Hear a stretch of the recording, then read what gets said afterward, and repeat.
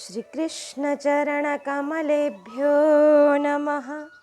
श्रीमद्भगवद्भक्तेभ्यो नमः। गोस्वामी श्री नाभाजी कृत श्री भक्तमाल तृतीय खंड के भक्तों का चरित्र हम श्रवण कर रहे हैं। आज श्री गोविंद स्वामी जी का सुचरित्र हम श्रवण करेंगे। गोवर्धन नाथ साथ खेले सदा झेले रंग, अंग सख्य भाव हिये गोविंद सुनाम है। स्वामी करी ख्यात ताके बात सुने ले जन के, सुने सरसात नैन रीति अभिराम है। खेलत हो लाल संग गयो उठी दाबोल के, मारी खेची गिल्ली देखी मंदिर में शाम है। मानी अपराध साधु धक्का देने कारी दियो, मति सो अगाध कैसे जाने वह बाम है। जिनका नाम सुंदर, जिनका सुंदर नाम गोविंद है। आप श्री गोविंद नामक भक्त कवि श्री ठाकुर जी के प्रति निज हृदय स्थल में सख्य भाव रखते थे। आप श्री गोवर्धन नाथ जी ठाकुर श्री श्रीनाथ जी के साथ नित्य क्रीड़ा करते थे तथा आप अपार प्रेम रस में निमग्न रहते थे। आप जन समाज में श्री गोविंद स्वामी जी के नाम से विख्यात थे। श्री भक्तमाल के श्री टीकाकार कहते हैं कि अब आप सभी उनकी वार्ता को भलीभांति रूप से श्रवण कीजिए। उनकी प्रीति रीति अत्यंत ही मनोहारिणी थी। उसे श्रवण करने से नेत्र प्रेमाश्रुओं से आप्लावित हो सरस हो जाते थे। एक बार आप श्री लाल जी श्री श्रीनाथ जी के साथ गुल्ली डंडे का खेल खेल रहे थे। श्री ठाकुर जी अपना दांव दिए बिना ही भाग गए। श्री गोविंद सखा जी ने पीछा किया।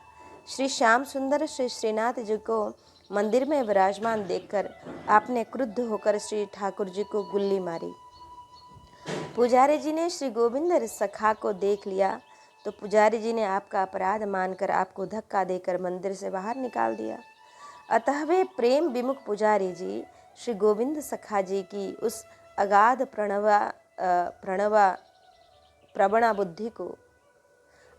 प्रवणा बुद्धि को किस प्रकार समझ सकते थे। गोवर्धन नाथ साथ खेले।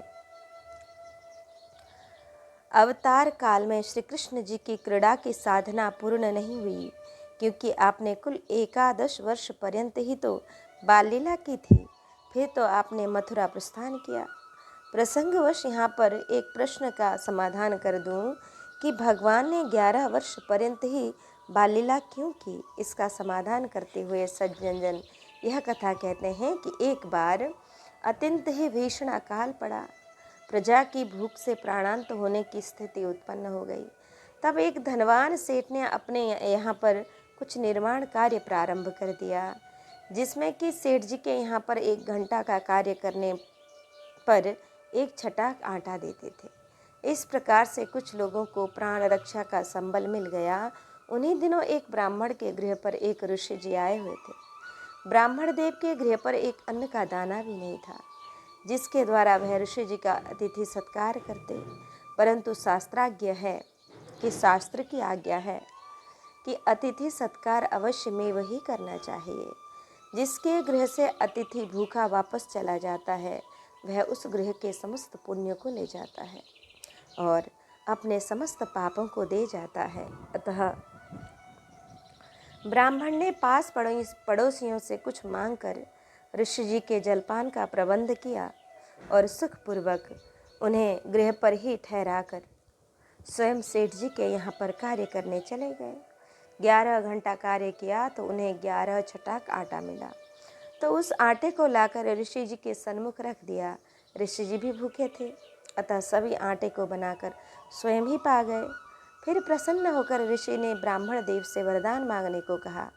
निष्काम ब्राह्मण देव ने कुछ भी नहीं मांगा। जब ऋषि जी ने विशेष बल दिया तो ब्राह्मण देव ने कहा कि यदि आप देना ही चाहते हैं तो मुझे यही वर दीजिए कि भगवान हमारे यहाँ पुत्र रूप में उत्पन्न होकर हमें बाल लीला का सुख दें। ऋषि जी ठगे से रह गए।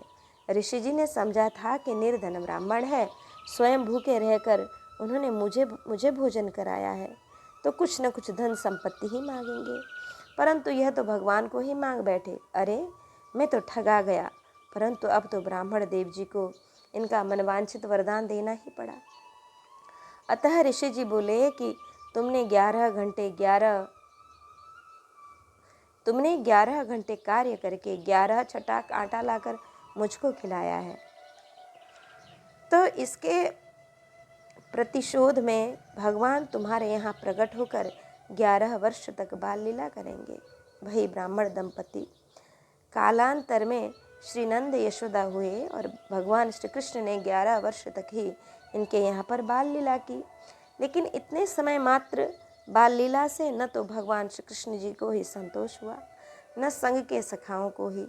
अतः भगवान पुनः कलयुग में श्री श्रीनाथ जी के रूप में प्रकट हुए और इनके सखा श्री सूरदास जी, श्री परमानंद दास जी, कुंभन दास जी, कृष्णदास जी, गोविंद स्वामी जी, श्री चतुर्भुज दास जी, थीत स्वामी जी, नंददास जी आदि के रूप में प्रकट हुए। श्री गोविंद स्वामी जी श्री दामा सखा के अवतार थे। गोविंद सुनाम है कि भक्त गोविंद स्वामी जी का जन्म बीसम संवत 1562 के लगभग भरतपुर राज्यांतर्गत आंतरी ग्राम में सनाड्य ब्राह्मण कुल में हुआ था। आप काव्य तथा संगीत शास्त्र के उच्च कोटि के विद्वान थे। इन गुणों के साथ साथ आप पवित्र ब्राह्मण कुल में उत्पन्न होने के उद्देश्य से आपके अनेक शिष्य थे, इसलिए आप स्वामी कहलाते थे। मानी अपराध। प्रथम तो श्री गोविंद स्वामी जी ने श्री ठाकुर जी को गुल्ली मारी थी। द्वितीय में वह गुल्ली अशुद्ध होती है, वह जहाँ तहाँ एवं गंदी नालियों में भी गिरती रहती है। बालकों को तो खेल में इसका कोई विचार नहीं रहता, परंतु मंदिर में तो विचार किया ही जाता है। श्री गोविंद स्वामी जी ने मंदिर में गुल्ली फेंक कर मारी थी, अतः पुजारी जी ने रोष प्रकट करते हुए आपको मंदिर से बाहर निकाल दिया।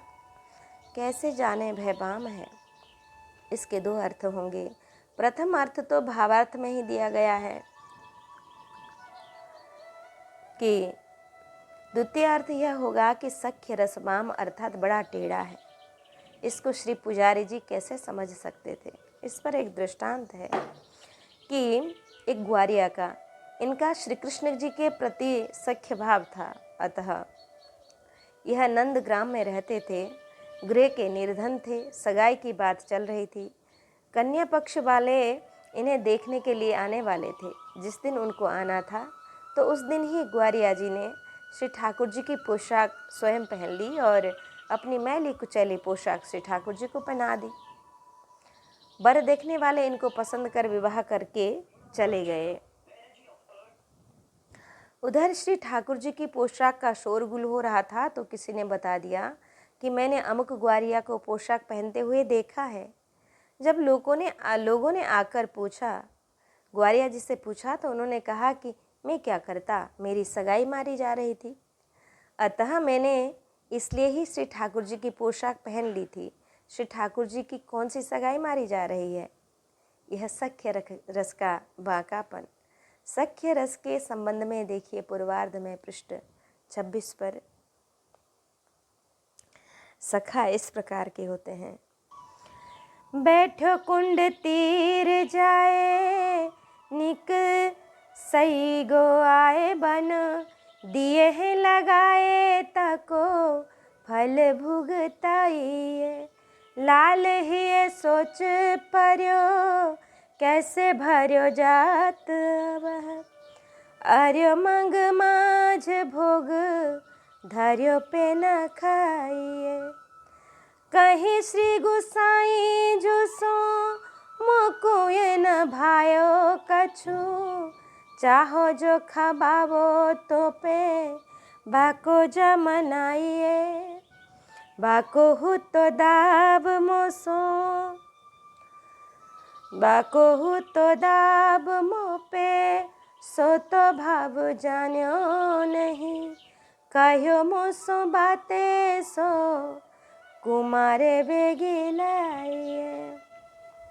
द्वारपाल के द्वारा धक्का देकर मंदिर से बाहर निकालने पर श्री गोविंद सखा एक कुंड के किनारे जाकर बैठ गए और विचार करने लगे कि अंततः श्री ठाकुर जी इसी मार्ग से ही तो वन को खेलने के लिए निकल कर जाएंगे।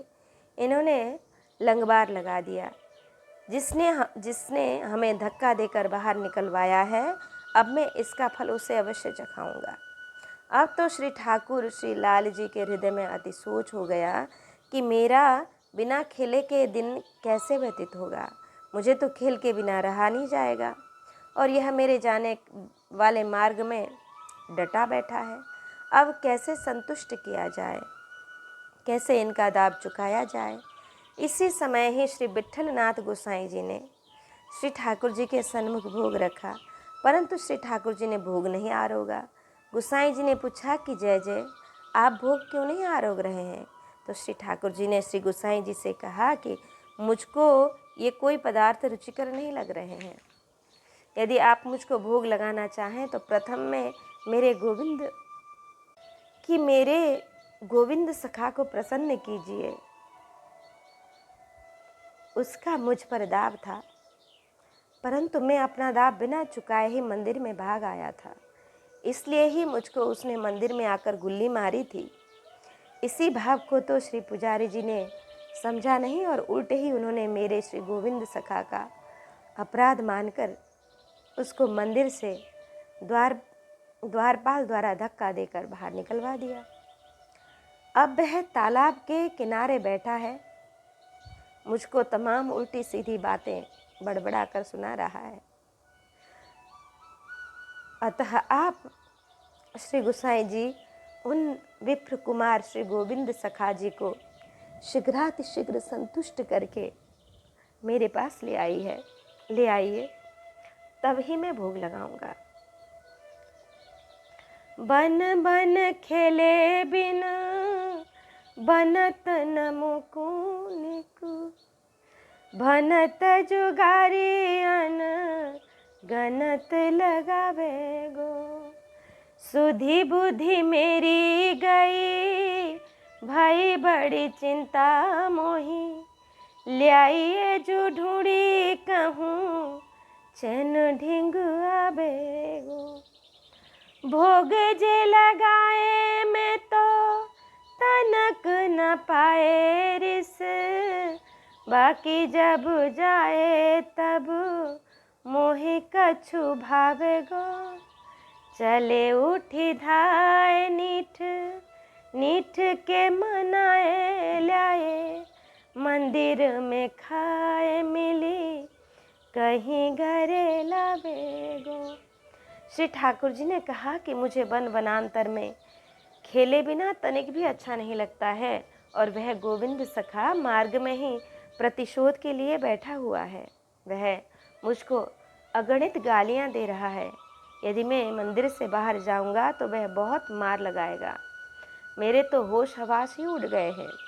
मेरे को तो अब गोविंद सखा से विशेष भय लगने लगा है। अब आप गोविंद सखा को कहीं से भी ढूंढकर मेरे पास लाइएगा, तभी मुझको शांति मिलेगी।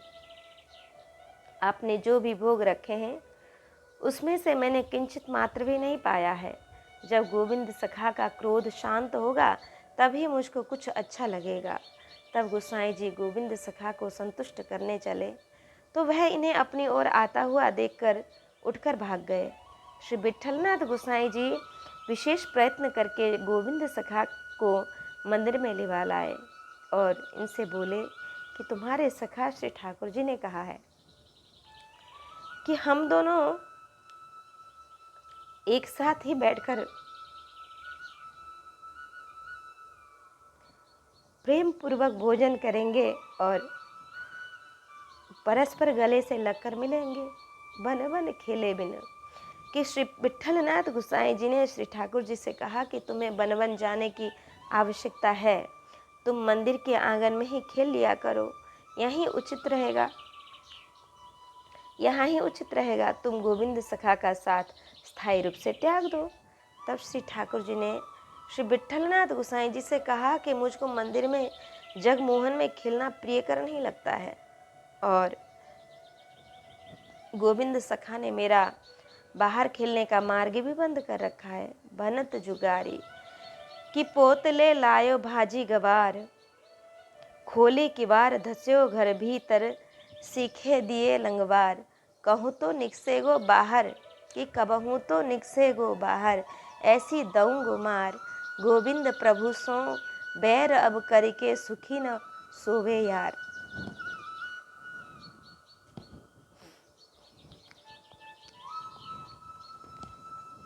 कबहू तो निकसे गो बाहर कि श्री गोसाई जी तो गोविंद सखा को मनाने के लिए चले थे, लेकिन गोविंद सखा ने समझा कि श्री ठाकुर जी ने गोसाई जी से मेरी निंदा की होगी, अतः ये मुझको मारने के लिए ही अपने हाथ में छड़ी लिए हुए मेरी ओर आ रहे हैं। श्री गोसाई जी के हाथ में छड़ी रखने का वास्तविक हेतु तो वृद्ध अवस्था तथा स्थूल काय ही था, अतः श्री गोसाई जी बिना छड़ी का सहयोग लिए चल भी नहीं पाते थे। परंतु गोविंद सखा तो भयभीत हो गए कि यह छड़ी तो मुझको मारने के लिए ही इन्होंने निज हाथ में रखी है, अतः गोविंद सखा डर कर भाग गए। श्री गोसाई जी अति प्रेम से बुलाते कि अरे बेटा गोविंदा, मेरी एक बात तो सुन लो। गोविंद सखा ने कहा कि गोसाई जी आप मुझको पीटेंगे। जब श्री गोसाई जी ने बहुत विश्वास दिलाया तो जैसे तैसे वह वापस आकर श्री गोसाई जी के साथ मंदिर में आए। गरे लावे गोविंद सखा मार्ग में मन ही मन सोचते हुए चले आ रहे थे कि मुझको देखकर श्री ठाकुर जी निज मस्तक को झुका देंगे तो मैं उन्हें क्षमा कर दूंगा, यदि श्री ठाकुर जी ने निज मस्तक को मेरे लिए नहीं झुकाया तो मैं बिना मारे नहीं छोड़ूंगा, चाहे कुछ भी हो जाए। भगवान ने भक्त की कामना को सर्वोपरि रखते हुए अपने गोविंद सखा को देखते ही अपना मस्तक झुका दिया। अब तो गोविंद सखा जी का क्रोध जल रूप में परिणत हो गया। अब दोनों घनिष्ठ मित्रों ने आपस में गले मिलकर संग संग ही भोजन ग्रहण किया।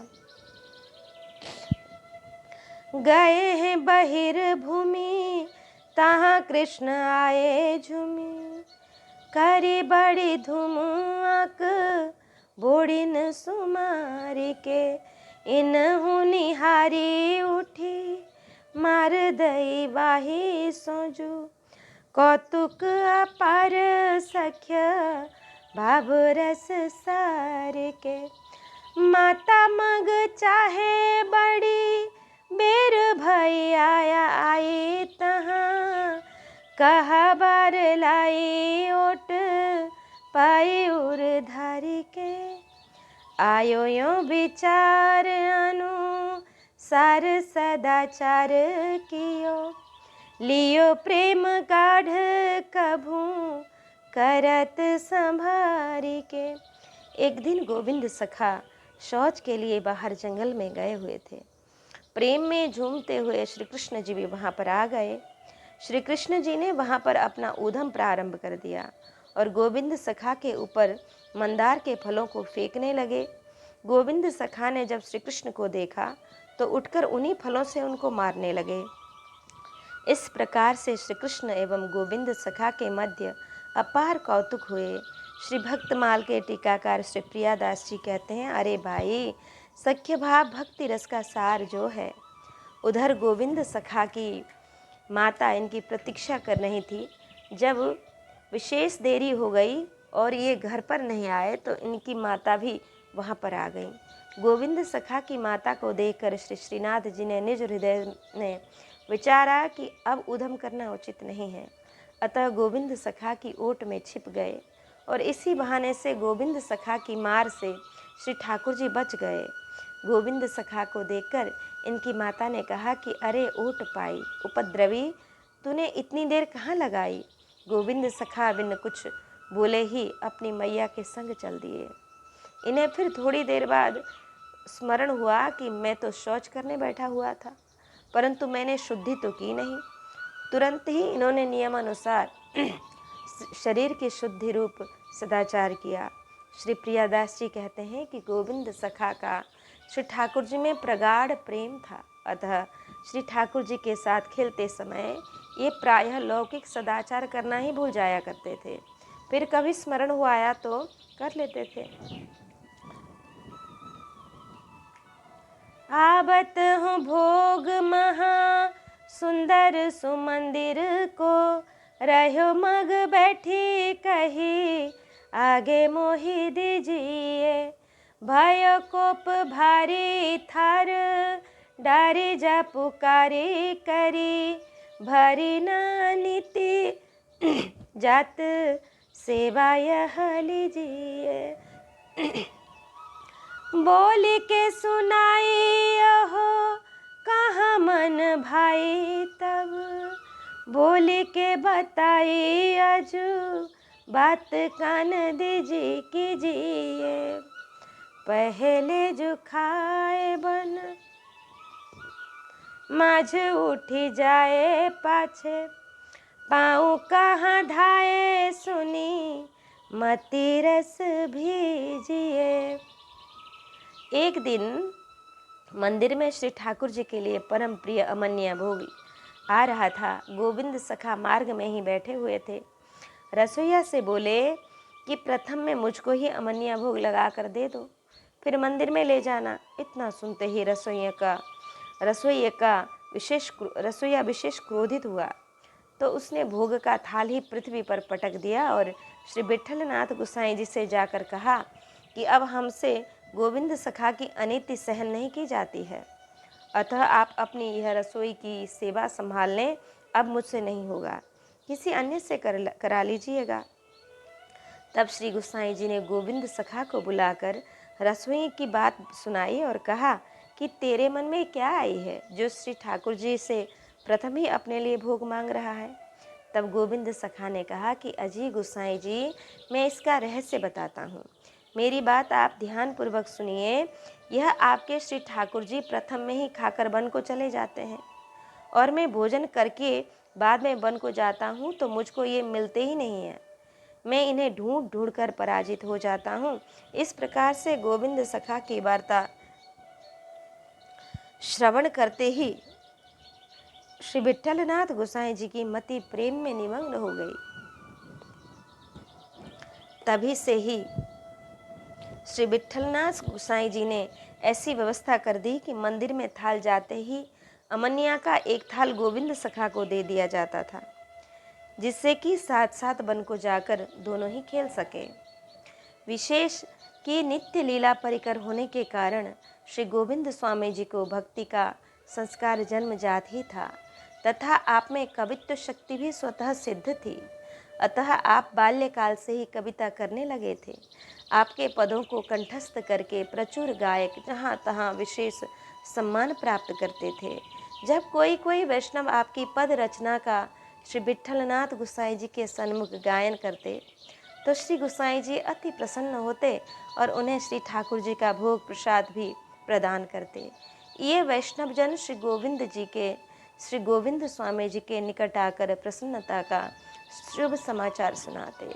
एक बार श्री भगवत इच्छा से श्री वृंदावन में श्री गोविंद स्वामी जी का श्री विट्ठलनाथ गोसाई जी के एक सेवक से मिलाप हुआ तो सत्संग वार्ता के प्रसंगवश श्री गोविंद स्वामी जी ने सेवक से पूछा कि श्री ठाकुर जी की लीलाओं का साक्षात दर्शन किस प्रकार से हो। तब उस वैष्णव ने कहा कि मैं इस संबंध में और कभी बताऊंगा, आज नहीं। गोविंद स्वामी जी ने कहा कि मैं तो इस रहस्य को समझने के लिए अत्यंत ही आर्त हूँ और आप कहते हैं कि आप बाद में बताएंगे। श्री गोविंद स्वामी जी ने कहा कि मैं कब तक इस प्रकार से अबोध हुआ पड़ा रहूँगा। तब उस वैष्णव जी को श्री गोविंद स्वामी जी पर दया आ गई और वह बोले कि आजकल तो श्री ठाकुर जी को श्री विट्ठलनाथ गोसाई जी ने अपने वश में कर रखा है, अतः श्री ठाकुर जी की प्राप्ति तो उन्हीं के द्वारा ही संभव है। तब श्री गोविंद स्वामी जी ने उन वैष्णवों से निवेदन किया उस वैष्णव जी से निवेदन किया कि मुझे आप गोकुल ग्राम में ले चलें और आप श्री विट्ठलनाथ गोसाई जी का सेवक बनवा दें। द्वितीय दिवस दोनों ही गोकुल आए और उस समय श्री विट्ठलनाथ गोसाई जी श्री ठाकुरानी घाट पर स्नान करके संध्या वंदन कर रहे थे। यह देखकर श्री गोविंद स्वामी जी को संदेह हुआ कि श्री ठाकुर जी तो प्रीति के अधीन हैं और यह तो कर्मकांड रत प्रतीत होते हैं, इसलिए श्री ठाकुर जी इन पर क्यों अधीन होंगे। इतने में श्री विट्ठलनाथ गोसाई जी ने निज नित्य कृत्य से निवृत्त होकर इनके समीप आकर पूछा, गोविंद तुम कब आए। यह प्रश्न सुनकर, यह सब देखकर गोविंद जी को संदेह हुआ कि श्री ठाकुर जी तो प्रीति के अधीन हैं और यह तो कर्म कांडरत प्रतीत होते हैं, इसलिए श्री ठाकुर जी इन पर क्यों अधीन होने लगे। इतने में श्री विट्ठलनाथ गोसाई जी ने निज नित्य कृत्य से निवृत्त होकर इनके समीप आकर पूछा कि गोविंद तुम कब आए। प्रश्न सुनकर ही इनका संदेह निवृत्त हो गया। गोविंद स्वामी जी समझ गए कि श्री गोसाई जी तो श्री ठाकुर जी की भांति ही सर्वज्ञ जान पड़ते हैं, क्योंकि बिना पूर्व की किसी जान पहचान के अपरिचित मतलब परिचित जैसे नाम लेकर कुशलता पूछ रहे हैं अपरिचित व्यक्ति से। ऐसा लगता है कि हमारी और कोई इनकी प्राचीन जन्म जन्मांतर की जान पहचान हो। श्री गोविंद स्वामी जी ने उत्तर दिया कि महाराज मैं अभी ही आया हूँ। तत्पश्चात गोसाई जी ने राजभोग के अनंतर इन्हें श्री ठाकुर जी का दर्शन कराया तो साक्षात बाल रूप का दर्शन हुआ।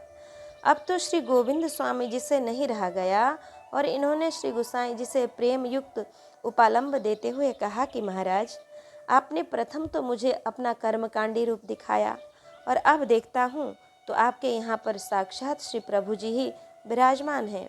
तब श्री गोसाई जी ने कहा कि गोविंद बात यह है कि भक्ति तो फल रूपी है और कर्म मार्ग कांटा रूपी है। जिस प्रकार से कांटों से पुष्प की रक्षा होती है, ठीक उसी प्रकार से ही कर्म मार्ग रूपी कांटों की बाढ़ से भक्ति रूपी फल की सुरक्षा होती है। अतः मैंने कर्मयोग की रीति दिखलाई। रहस्य की यह बात सुनकर श्री गोविंद स्वामी जी अति प्रसन्न हुए। फिर आपके अनुरोध पर श्री गोसाई जी ने आपको विधिपूर्वक वैष्णव दीक्षा प्रदान की, ब्रह्म संबंध कराया। अब श्री गोविंद स्वामी जी से आप श्री गोविंद दास हो गए। श्री गोविंद स्वामी जी ने अपनी जन्मभूमि आतरी छोड़कर गोकुल महावन को ही अपना निवास स्थान बनाया। आप पर श्री विट्ठलनाथ गोसाई जी विशेष कृपा करते थे। श्री गोविंद दास जी नित्य महावन के एक टीला पर बैठकर पद कीर्तन करते थे। श्री ठाकुर जी नित्य प्रति आपके पद गायन को श्रवण करने हेतु यहाँ पर आते थे। कभी कभी श्री ठाकुर जी भी आपकी तान में तान मिलाकर पद गायन करते थे। एक दिन श्री मदन गोपाल दास जी नाम के एक वैष्णव आपके समीप बैठकर पद श्रवण कर रहे थे। श्री ठाकुर जी भी श्री गोविंद दास जी उनके ही साथ साथ पद गायन कर रहे थे। तान में तनिक अंतर प्रतीत कर श्री गोविंद दास जी ने श्री ठाकुर जी से कहा कि तान सीधी लो। श्री मदन गोपाल दास जी को यह आश्चर्य हुआ कि यहाँ तो कोई और है नहीं, किंतु श्री गोविंद दास जी किससे कह रहे हैं। वैष्णव ने पूछा भी तो इन्होंने बात घुमा दी कि मैं तो ऐसे ही कहता रहता हूँ, परंतु एक दिन इसका रहस्योद्घाटन हो गया। श्री विट्ठलनाथ गोसाई जी ने एक दिन पूछा कि गोविंद दास श्री ठाकुर जी कैसा गाते हैं। इन्होंने कहा कि महाराज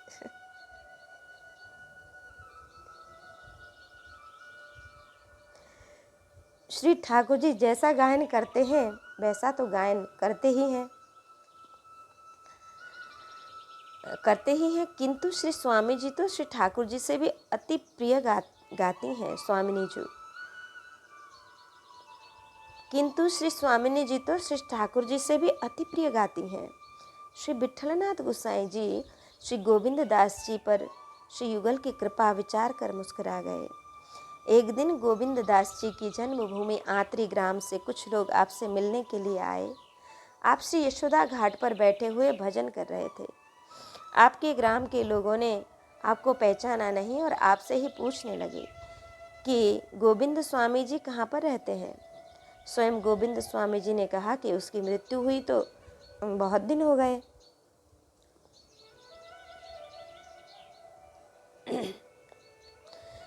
इनके ग्राम के लोगों को विश्वास नहीं हो पाया, परंतु ये पता लगाते लगाते आपके गृह पर ही पहुंच गए और इसी क्षण ही श्री गोविंद स्वामी जी भी घर पर आ गए। श्री गोविंद दास जी की बहन श्री कान्हा बाई जी ने कहा कि यही है गोविंद स्वामी जी। तब आपके ग्राम के लोगों ने आपस में पूछा कि आपने ऐसा क्यों कहा कि उनकी मृत्यु तो कब की हो गई और उनको तो मृत्यु को प्राप्त हुए बहुत दिन हो गए। श्री गोविंद दास जी ने बताया कि आप लोगों ने तो स्वामी कहकर पूछा था कि तुम मेरे स्वामी पने का तो कब का अंत हो गया है, अब तो मैं दास हो गया हूँ। श्री गोविंद दास जी की भक्ति युक्त वाणी को सुनकर आपके ग्राम आंतरी के लोग आपसे अत्यंत ही प्रभावित हुए और आपसे प्रार्थना करने लगे कि हमें भी तुम नाम श्रवण करा दो। श्री गोविंद दास जी ने कहा कि नाम श्रवण कराने के अधिकारी तो स्वामी ही होते हैं, दास नहीं। तत्पश्चात आपने निज ग्राम को उन सभी जनों को श्री विट्ठलनाथ गोसाई जी के निकट जाकर इनका शिष्य बनवा दिया। श्री यमुना में आप साक्षात श्री जी की भावना करते थे, कभी भी श्री यमुना जी में पाँव नहीं डालते थे, स्नानादि कुएं पर ही करते थे। एक दिन श्री विट्ठलनाथ गोसाई जी के पुत्र श्री बालकृष्ण जी एवं श्री गोकुलनाथ जी ने श्री गोविंद दास को बलपूर्वक पकड़कर श्री यमुना स्नान कराना चाहा था। तो श्री गोविंद दास जी ने श्री यमुना जी के प्रति अपनी दृढ़ निष्ठा की बात बताई। तब इन्होंने आपको छोड़ दिया और स्वयं भी ये दोनों अत्यंत भावपूर्वक श्री यमुना जी का दर्शन करने लगे। तो श्री यमुना जी ने इन दोनों को श्री जी के रूप में दर्शन प्रदान किया। एक दिन श्री विट्ठलनाथ गोसाई जी श्रीमद् भागवत जी के 10वें स्कंद के 18वें अध्याय में वेणुगीत के अंतिम श्लोक की व्याख्या कर रहे थे। रस का प्रसंग होने से वक्ता श्रोता ऐसे भाव विभोर हो गए कि अर्धरात्रि हो गई, व्याख्या पूर्ण ही नहीं हुई। तब श्री विट्ठलनाथ गोसाई जी ने समस्त श्रोताओं को आदेश दिया कि अब सभी शयन करें।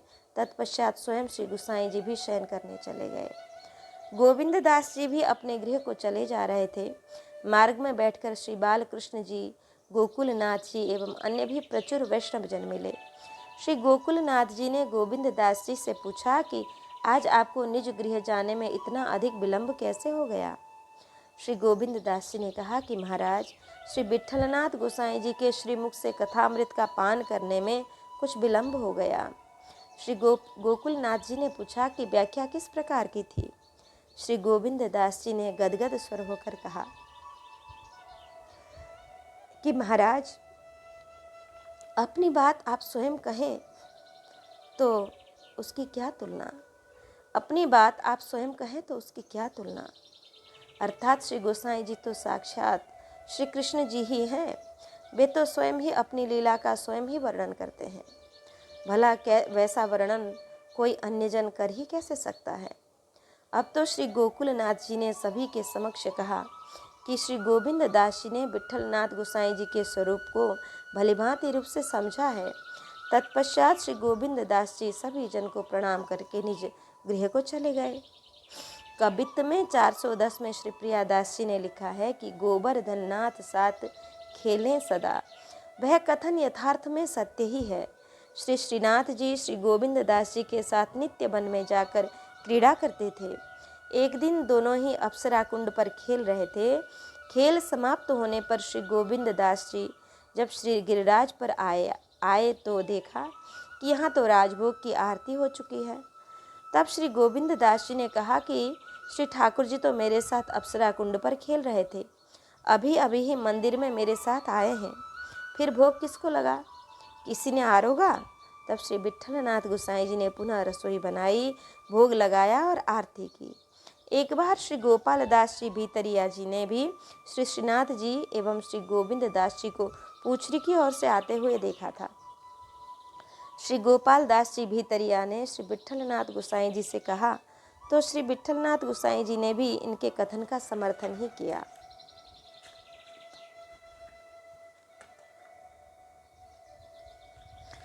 एक दिन उत्थापन के समय श्री गोविंद दास जी श्री ठाकुर श्री श्रीनाथ जी का दर्शन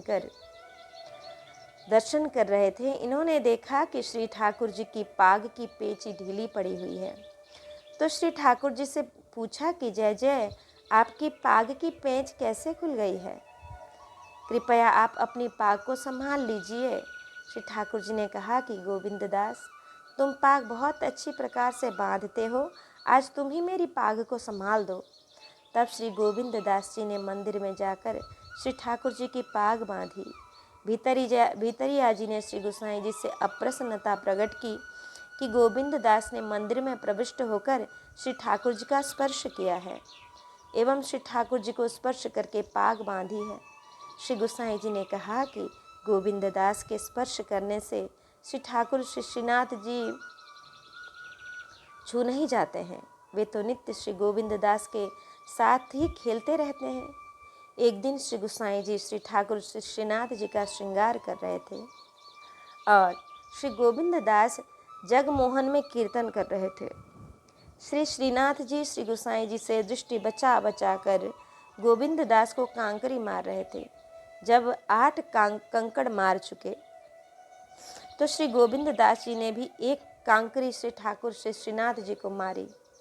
श्री ठाकुर जी चौंक पड़े। श्री गोसाई जी ने पूछा कि जय जय, क्या बात है?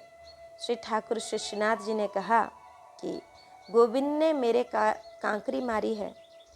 तो गोसाई जी झुंझला कर कहा कि क्यों रे गोविंदा, सेवा के समय भी उधम करता है?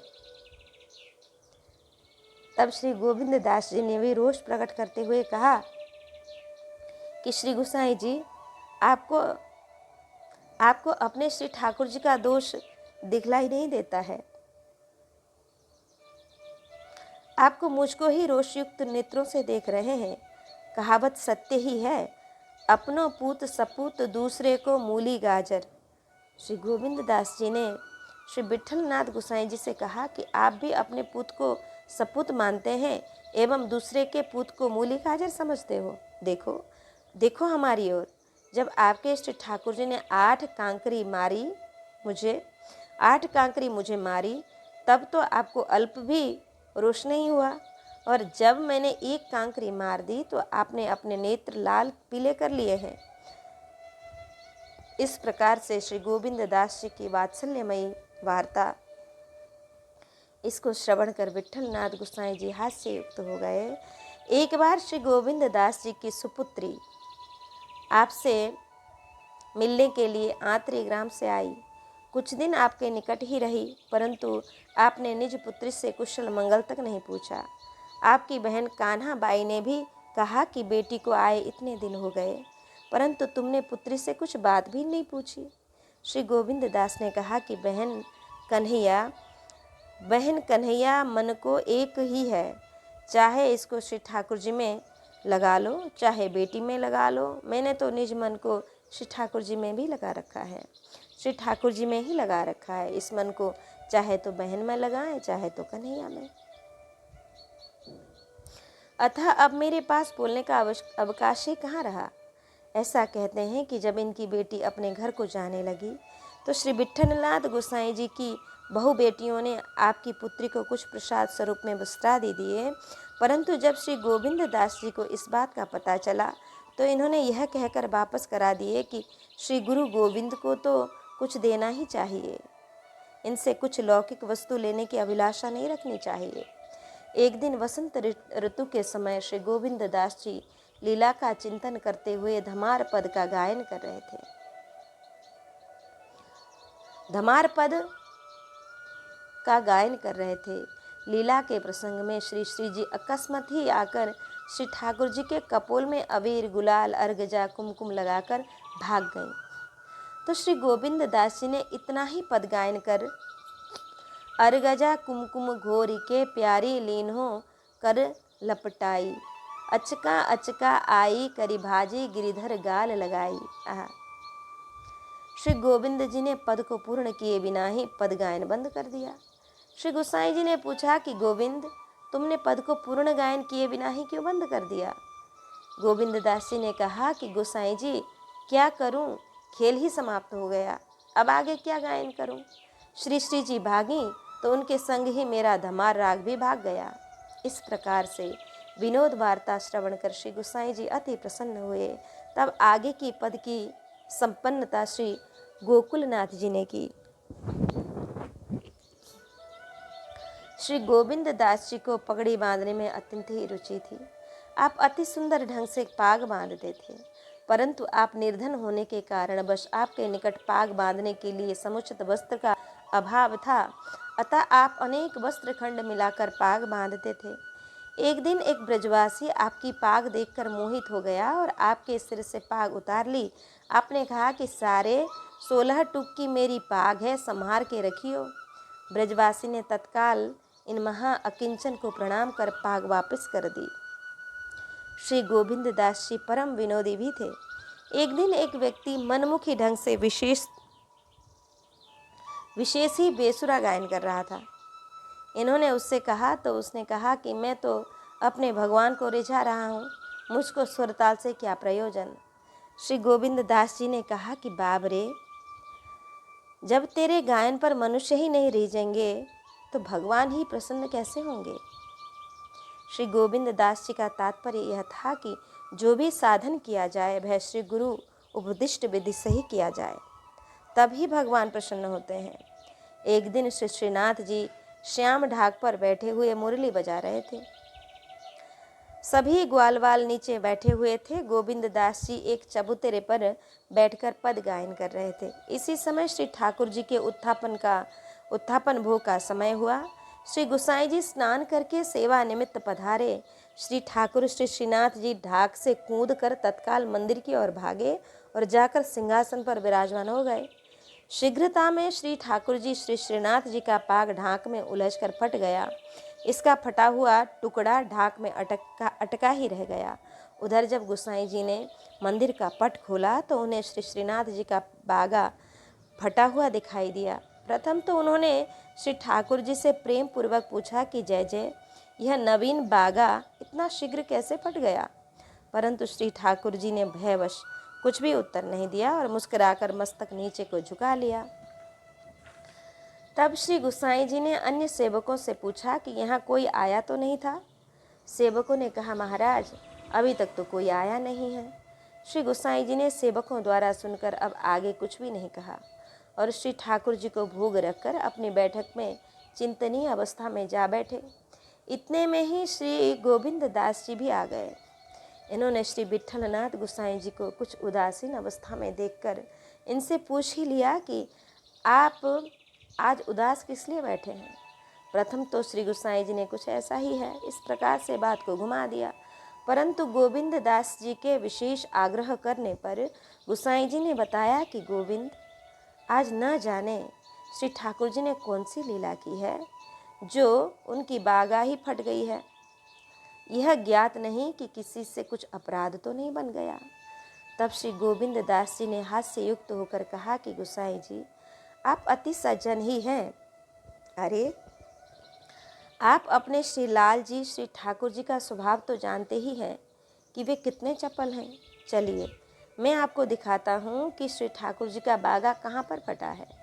फिर श्री गोविंद दास जी ने श्री गोसाई जी को ले जाकर श्याम ढाक पर अटकी हुई बागा की चीर दिखलाई और समस्त वृत्तांत इनको कह सुनाया। गोसाई जी वह चीर का टुकड़ा लेकर मंदिर में आए और इस बागा से उस चीर के टुकड़े को मिलाकर देखा तो निश्चय हो गया कि यह चीर का टुकड़ा श्री श्रीनाथ जी के बागा से ही फटा हुआ है। तब श्री गोसाई जी श्री श्रीनाथ जी की ओर प्रतीत कर मुस्कुरा गए और श्री श्रीनाथ जी भी श्री गोसाई जी को देखकर मुस्कुरा दिए। श्री गोसाई जी गोविंद दास जी परम प्रसन्न हुए और उसी दिन से उन्होंने सेवा में यह नियम बनाया कि भोग रखने के समय प्रथम 3 बार घंटनाद, फिर 3 बार शंखनाद करके देर तक रुककर तब भोग रखा जाए, जिसमें श्री ठाकुर जी को इतना श्रम न करना पड़े। एक दिन प्रातःकाल श्री गोविंद दास जी यशोदा घाट पर बैठकर राग भैरवी में पद गायन कर रहे थे। श्रोतागण श्रवण करके भाव विभोर हो रहे थे। ऐसा कहते हैं कि उन श्रोताओं के मध्य अकबर बादशाह छिपकर इनका पद गायन सुन रहे थे। पद सुनकर बादशाह ऐसा मुग्ध हुआ कि उसके मुंह से वाह वाह निकल पड़ा। परंतु अकबर बादशाह के वाह वाह से श्री गोविंद दास जी को प्रसन्नता नहीं हुई, लेकिन इन्हें तो अत्यंत ही ग्लानि हुई कि म्लेच्छ यवन ने इस राग को सुन लिया। अब तो यह राग अशुद्ध हो गया। अब मैं इस पद राग को श्री ठाकुर जी के सन्मुख कैसे गायन कर सकता हूँ। उसी दिन से श्री गोविंद दास जी ने भैरवी राग में कोई पद गायन किया ही नहीं। एक बार संगीत सम्राट तानसेन श्री विट्ठलनाथ जी को निज राग की तान से रिझाने के लिए गोकुल पहुंचे। श्री विट्ठलनाथ जी ने तानसेन को बादशाह अकबर के दरबार का गायक समझकर सम्मान किया और तानसेन का पद सुनकर पारितोषिक में तानसेन को 1000 रुपये और 1 कौड़ी भी साथ में दी। यह तानसेन की समझ में नहीं आया कि श्री गोसाई जी ने इन रुपयों के साथ में कौड़ी क्यों दी है। अंततः तानसेन ने इसका रहस्य श्री गोसाई जी से पूछा। तब श्री गोसाई जी ने तानसेन को बताया कि तुम बादशाह के गवैये हो, अतः मैंने तुम्हारे सम्मान के लिए 1000 रुपये दिए और हमारे श्री ठाकुर जी के कीर्तनिया श्री गोविंद दास के प्रेम पूरित कलात्मक गान के समक्ष आपका कोरा कलात्मक गान 1 कौड़ी का लगा। अतः मैंने तुम्हें इसलिए 1 कौड़ी भी दी। अब तो तानसेन का मन मचल उठा श्री गोविंद दास जी का गान सुनने के लिए। श्री गोसाई जी ने श्री गोविंद दास को बुलाकर श्री ठाकुर जी के सन्मुख पद गायन करवाया तो तानसेन ने श्री विट्ठलनाथ गोसाई जी से कहा कि महाराज, आपने श्री गोविंद दास के गान के समक्ष मेरे गान का मूल्य तो जो 1 कौड़ी मूल्य माना था, वह भी आपने अधिक ही मूल्य लगाया था। एक दिन एक वैष्णव ने श्री गोविंद दास जी को खड़े खड़े लघुशंका करते हुए देखा तो श्री गोसाई जी के पास आकर इनका आचरण कहने लगे। इतने में ही श्री गोविंद दास जी भी श्री गोसाई जी का दर्शन करने के लिए आ गए। गोसाई जी ने पूछा कि गोविंद, तुमने आचार विचार को तो पूर्णतः तिलांजलि दे ही दी है क्या? देखो, यह वैष्णव तुम्हारे आचरण के विषय में बता रहे हैं।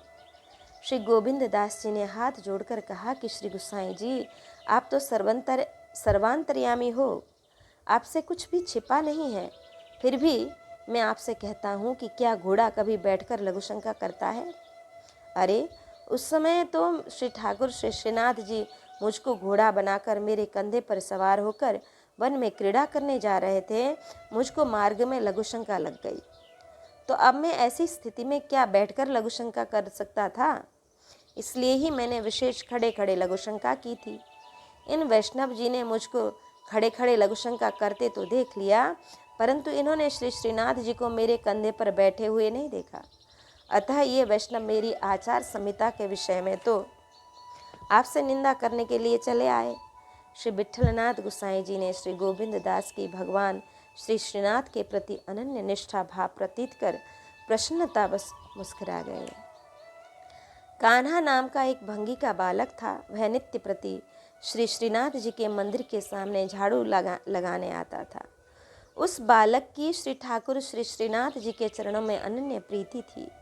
श्री श्रीनाथ जी जिस प्रकार से श्री गोविंद दास के संग खेलते थे, ठीक उसी प्रकार से ही कान्हा के साथ भी क्रीड़ाएं करते थे। एक दिन श्री श्रीनाथ जी एवं श्री गोविंद दास जी कान्हा के संग में खेल रहे थे। खेल में कान्हा पराजित हो गया तो श्री श्रीनाथ जी ने उसे घोड़ा बनाया और उसकी पीठ पर बैठ गए। जब खेल समाप्त हो गया और श्री श्रीनाथ जी मंदिर में जाने लगे तो श्री गोविंद दास जी ने कहा कि जय जय, श्री गोसाई जी तो मंदिर में विशेष आचार विचार करते हैं और आप अब भंगी बालक के संग में खेलकर एवं उसको छूकर मंदिर में प्रवेश करेंगे, राजभोग आरोगेंगे। इस प्रकार से आप मर्यादा को समाप्त कर भ्रष्टाचार फैलाएंगे, यह उचित नहीं है। मुझसे तो यह अनीति सहन नहीं की जा सकती है। मैं तो श्री गोसाई जी से जाकर आपकी निंदा करूँगा। श्री ठाकुर जी ने कहा, भैया ऐसा नहीं करना, मुझे हृदय पूरित हो अपने सखाओं के संग खेलने दो, मैं तुमसे विनती करता हूँ। परंतु श्री गोविंद दास जी ने श्री ठाकुर जी की एक भी बात नहीं सुनी। गोविंद दास जी का कहना था कि प्रथम में तुम समीपस्थ श्री गोविंद कुंड में स्नान करके तब ही मंदिर में प्रवेश करो। श्री ठाकुर जी ने कहा, भैया सर्दी के दिन है, स्नान करने का मन नहीं कर रहा है, मैं तो ऐसे आचार विचार से कष्टमय हो गया हूँ। तब श्री गोविंद दास जी ने कहा कि ठीक है, स्नान नहीं करना चाहते हैं तो कम से कम कुंड पर चलकर मंत्र पढ़कर मार्जन तो अवश्य कर ही लीजिए। श्री ठाकुर जी ने गोविंद दास जी का यह प्रस्ताव स्वीकार कर लिया और कुंड पर आकर मार्जन आचमन करने लगे। तब तक अकस्मात ही श्री गोविंद दास जी ने श्री श्रीनाथ जी को कुंड में धक्का देकर गिरा दिया। अब संगी स्वयं ही कुंड में कूद पड़े। श्री श्रीनाथ जी को तैरने का अभ्यास कुछ अल्प ही था, अतः श्री ठाकुर जी कुंड में गोता खाने लगे।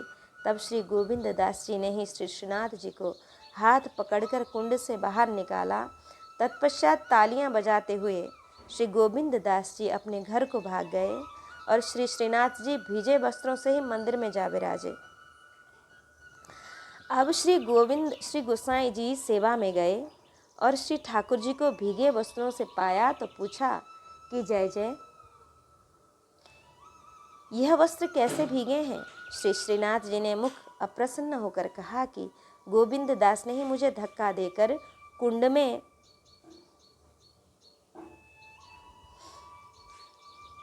में गिरा दिया था, अतः मेरे सारे वस्त्र भीग गए। श्री विट्ठलनाथ गोसाई जी ने तत्काल ही श्री गोविंद दास को बुलवाया और बड़ी फटकार लगाई कि कहीं ऐसा खेल खेला जाता है भला जिसके प्राण संकट उपस्थित हों एवं आपस में वह मनुष्यता बढ़े। श्री गोविंद दास जी ने हंसकर कहा कि गोसाई जी, आपके श्री लाल जी श्री ठाकुर जी ने भंगी के बेटा को घोड़ा बनाकर उस पर सवारी की थी, इसलिए हमने श्री ठाकुर जी से कहा कि तुम स्नान करके ही मंदिर में चलो, परंतु ये नहीं माने। तब मैंने जैसे तैसे इन्हें स्नान कराकर मंदिर में ले आया। यदि मैं ऐसा नहीं करता तो आपका समस्त आचार विचार ही समाप्त हो जाता। यह समस्त वृत्तांत श्रवण कर श्री गोसाई जी का भावुक हृदय आप्लावित हो गया और कहने लगे कि धन्य है तुम्हें गोविंद सखा, जिनके संग खेले बिना श्री ठाकुर श्री श्रीनाथ जी का मन ही नहीं मानता है।